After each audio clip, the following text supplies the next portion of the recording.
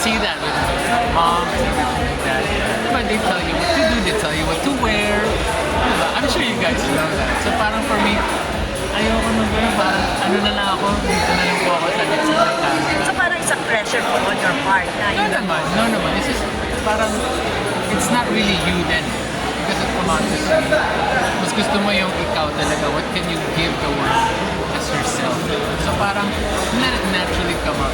So you want to make your name sa iyong sarili ka, on your own. Pero yung legacy kasi na iniwan ng ama mo napakabigat, diba?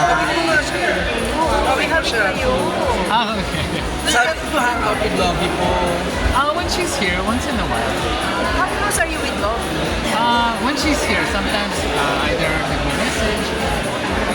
Did you get invited to wedding niya? Yes, I was there. I don't know if you saw it.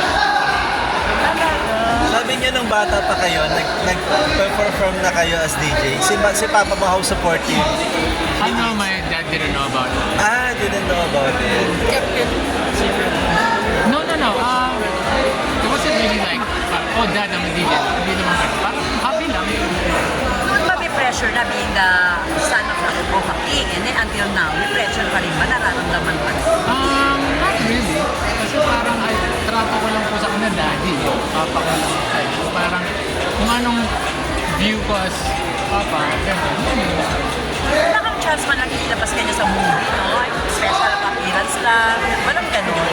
I don't know, siguro siya na lang matanong. Hindi ko alam kung paano. Pero ikaw nga, wala, no? Wala kang naalalang movie na nagkasama kayo kahit tumaan lang. At kahit na, so walang attempt to turn you to an actor. Maybe there was, pero parang I wasn't really interested. O parang But that was the only time when interview with ito boy. Did you, Puro interview lang. did you meet Coco already? Coco Martin. Oh no, I've never met him. Hindi kanya ba kinakontak to be part of the FPC? No. Have you watched I some know, I of the... don't know. You don't watch Sorry for Filipino? You accept just in case. Just in case, in-invite ka kasi parang you're a poet, di ba? Maybe. Yeah. Oh, why not? Kali mo marinig ni Coco to, di ba? Maybe. Why not? Sa ganda yan, Ron. At sige mo din sa content mo rin dito, di ba? And the music. Ang music talaga. Wala siyang Special rin yun.